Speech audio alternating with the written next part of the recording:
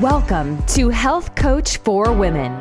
Intentional living for more happiness and fulfillment in your everyday life with your host, Marsha Roopchand-Walker.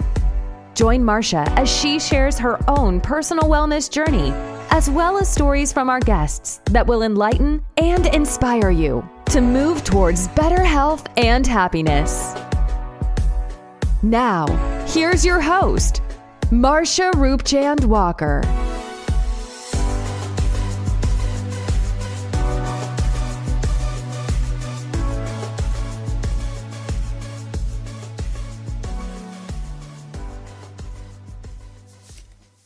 Hi, welcome to another episode of Health Coach for Women.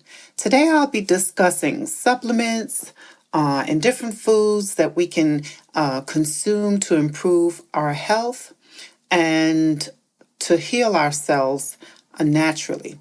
I won't be covering a whole list of a lot of these things because there's so many, and just for the sake of time, I'll just be covering just a few of some of these things, but you will get the benefit of it.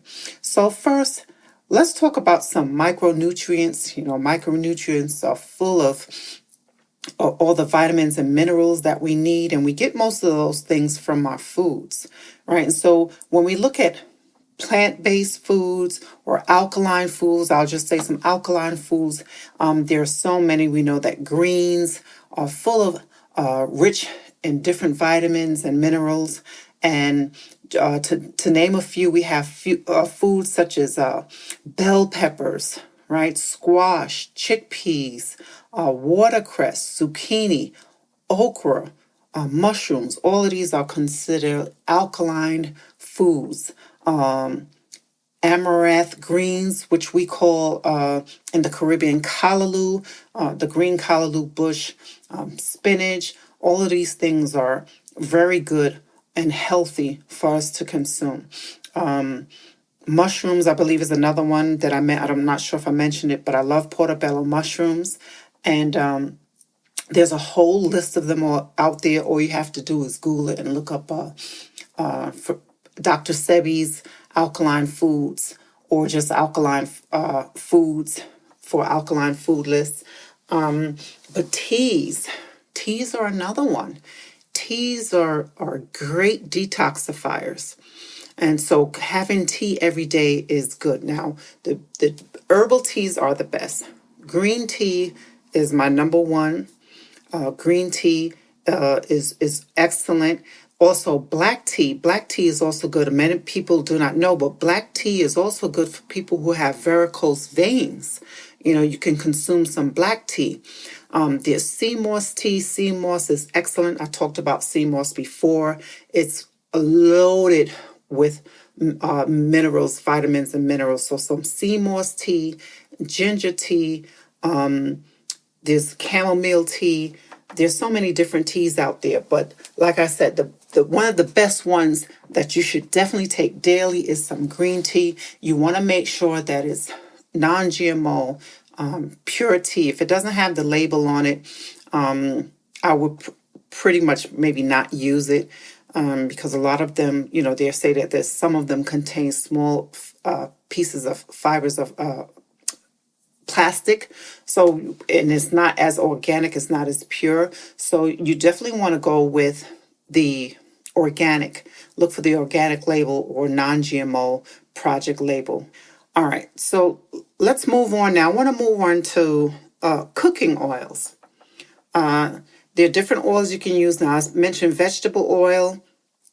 With vegetable oil, I don't recommend you using vegetable oil simply because it is hydrogenated. A lot of them are hydrogenated. If you see something that's maybe non-GMO, then okay, but the oils that I recommend using, and especially if you're going to saute or do any frying, grapeseed oil, I say grapeseed oil is number one.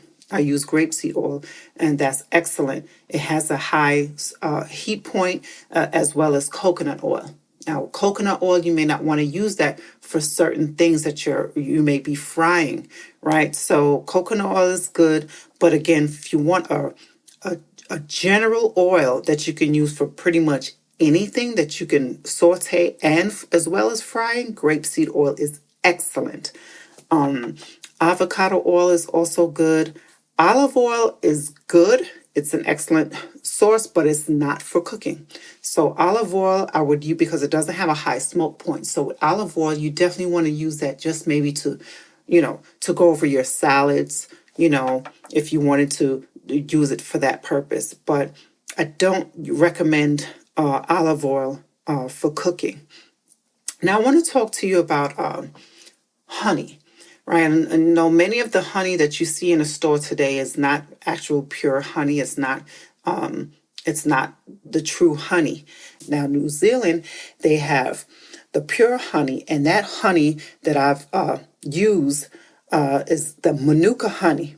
Now, Manuka honey, it comes from New Zealand, and with that honey, it's a pure honey, and the honeybees from that area, they obtain their nectar from the Manuka plant, which is only found in that region of New Zealand. And so they have, it's called methylgloxal content, MgO. That's basically the content level. And so when you're looking for the content level, I recommend like 50 plus. And the UMF, which is called the unique Manuka factor, you want to have, because they have different grades. So the UMF, the UMF, which is the unique Manuka factor, is basically the grade levels. So anything below 10 is considered low grade, and you have the medium grade, which is 10 to 15, and superior grade, which is 16 plus. So if you were to purchase some Manuka honey, of course, it should come from New Zealand, and of course, it should be pure, and you should be looking for a UMF grade of at least 20 plus, or even medium grade. But I say anything that says 20 plus is considered superior grade. So I would just go with 16 plus. So when you're purchasing your Manuka honey, it should say 20 plus or 16 plus. It's a high grade of Manuka honey. It's pretty pricey, but it's worth it. Honey is great it's an antibacterial, it's a natural antibacterial, and it's great for wound healing. Now, when we look at our pH levels, right, which stands for potential hydrogen, when we look at our pH levels, the normal range is between 7.35 and 7.45, somewhere around there. That's our normal pH. And for the body to be in homeostasis level, it's usually at a 7.4. For homeostasis, it's just when your body is working at its optimal level, when everything is in proper balance, right? And so everything is working at its full potential. And so that is what we're looking for. When we look at water, we should definitely consider drinking natural, having a water filter, because the chlorine and the fluoride in our water, drinking water, is not good for us. So you probably want to invest in a filter or some type of filter that will filter out all of those chemicals and products, and there's all kind of things that's in the water. Remember, they're going through pipes, and the pipes get rusted. I myself hate drinking tap water, but if I'm somewhere and I need water, I will drink it. But I don't like drinking tap water. I recommend spring water or getting a filter. And that's something I probably want to work on doing, is really looking into some real filters that you can attach underneath your sink. They're very pricey, but I'm going to look into some of the ones where you can actually have a pitcher and you can do the process that way of filtering it out. And there was one that I did see, but I don't remember the name, and I saved it. So I will probably talk about that maybe on another episode about water filters. And so we definitely want to make sure that we're drinking healthy water, clean, healthy water, without all the other pollutants in the water, toxins that's in our water. And one of the other things that I want to talk about, and I went over the oils, I went over the honey, I have my little notes too, just to make sure that I cover everything. I also wanted to talk to you about supplements, right? Because, sometimes a lot of things we get in our natural food sources, but there are some people who don't eat a lot of fruits, and so you need those vitamins and minerals that's in the fruits. So that's where I would recommend where you can take the supplements such as vitamin C. Now, with vitamin C, I would say that you can take your supplements of at least 1,000 milligrams of vitamin C daily. I actually have 1,000 milligrams that I take daily. And there's vitamin D3 that you can take daily, which is usually the recommended is 1,000 to 4,000 IUs, international units, which is equivalent to 25 to 100 micrograms. Okay, so you want to get your vitamin C, your D3, your vitamin D3, your zinc. You can take your zinc, as well as your elderberry. Elderberry syrup is also good. So you don't have to take both because elderberry does contain vitamin C. You don't have, so you can do either or. You can take vitamin C. Simply taking vitamin C, and if you feel yourself coming on with a cold, you can probably take 2 tablets a day. It's okay to have at least 2,000 milligrams of vitamin C a day.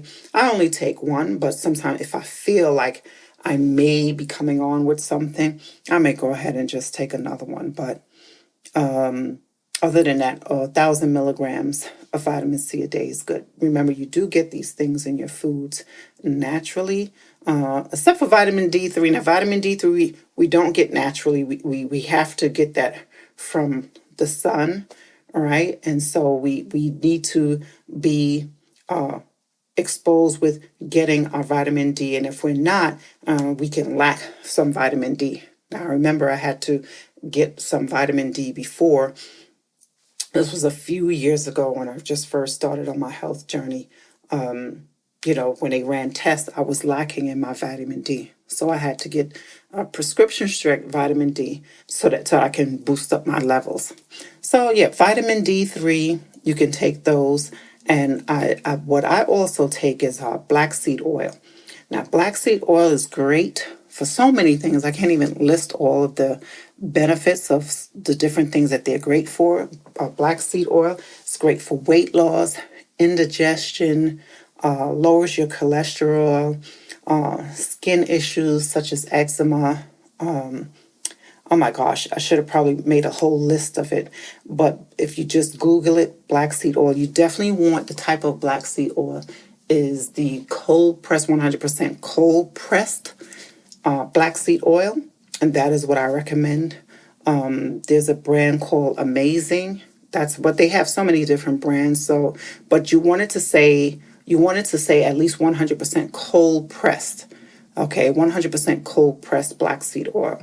It has amazing benefits, but you have to be careful. If you take certain medications, you definitely want to consult with your doctor because it can interact with certain medications.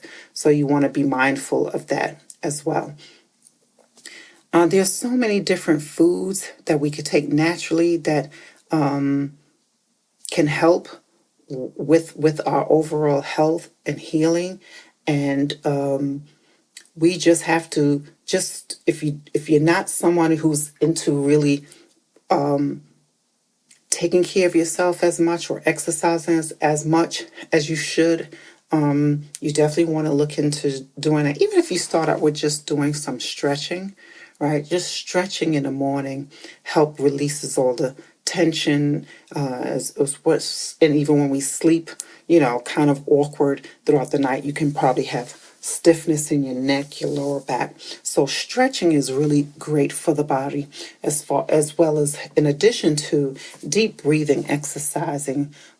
Doing that in the morning is some great helpful tips to get you started with your day as well. But these things are very important. Dates is also very good. Okay, dates. Now it does have a lot of sugar, but dates is also good as well. You can take your fruits if you're looking for energy. Bananas are great. If you're on the go, instead of stopping at the fast food restaurant, maybe grab a banana, an apple, grab some fruit, a type of you can take you can make you a smoothie, like you could prepare your smoothie the day before. You can have a smoothie or shake before. You can use hemp milk, coconut milk, almond milk is another one. But you can use that as well. So there's so many different things, and we just have to be more mindful of the things that we're putting in our bodies. Okay. And so when you're choosing your meat, you want to go with, if you're meat eaters out there, I myself, I still eat meat, but I'm still consuming less and less meat. If you eat beef, you want to go with grass-fed beef. You want to go with grass-fed beef. And as far as that, with your milk too, if you use regular milk, at least go with the grass-fed. Again, always look for organic, natural, non-GMO products. That's what you want to look for when you are shopping, when you're going out shopping. A lot of times we don't pay attention to the ingredients, and a lot of things now, most of our foods, as you know, have a lot of sugar in it. And it is all of the sugar that is really destroying our health, because of all the sugar, along with other things, right? With the food, the pesticides that's on our food, the glyphosate with the pesticides that they use on the foods.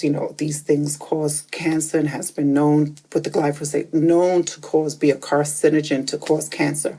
So we have to be mindful of what we put into our bodies. We have to be mindful of the things that we choose to eat. So it's just starting out with a slow process, being mindful, taking the time out to read the labels. If it has so many things in it that you can't pronounce, then you're better off not getting that item and getting something else.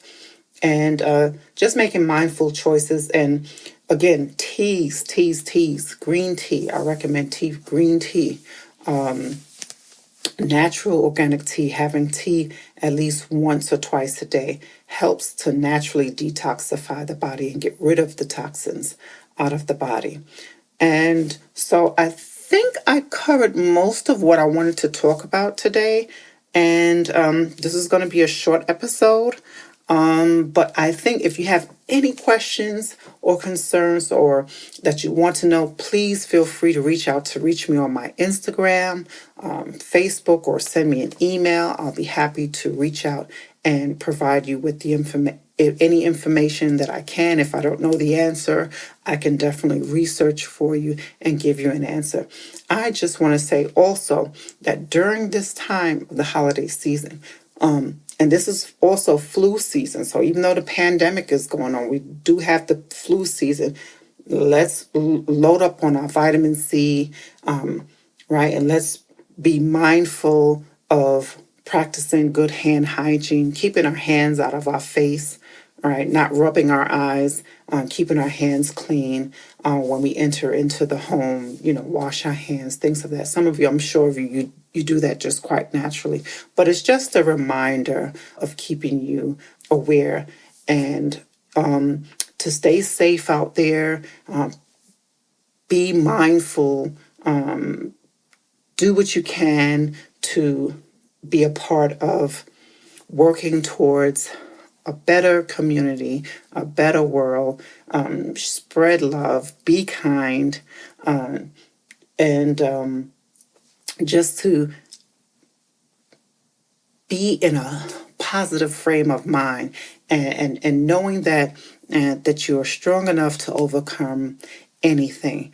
And so right now, even though we can't be around each other as we would like to, let's keep the lines of communication open with our families, staying connected by phone call, FaceTime, whatever, all the different technologies that they have out there where you can speak to someone face to face by video camera, Zoom, whatever it is that you need to do during this time. And be a support for someone else who is in need. Be a support, and I'm definitely here to be that support for you as well. And know that you are loved, beautiful, gifted, talented, and you are designed and created for a purpose. And with that being said, that's the end of this episode. I'm wishing you a great and fabulous week. Stay blessed. Bye for now. Thank you so much for listening to Health Coach for Women with your host, Marsha Roopchand-Walker. If you've enjoyed this podcast, please be sure to rate, subscribe, and review on your preferred podcast listening platform. We really appreciate that effort. Until next time.